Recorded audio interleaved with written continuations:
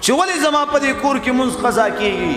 یو فرشتہ هغه په لاره کې زما عزتمندو سبا او بیگا هغه دا آواز کوي چې حمد او ثنا د الله د پاره دی چې الله ز فرشتہ پیدا کړې ما، الله ز غوا نه ما پیدا کړې.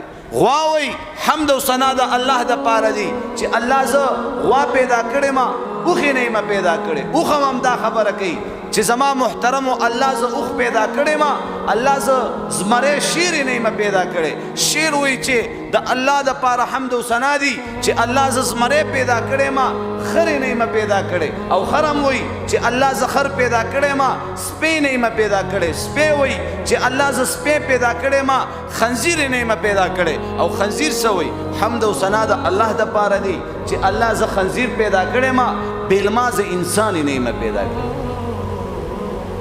او زمونږ په دې کورونو کې بیلمازان شته که نشته؟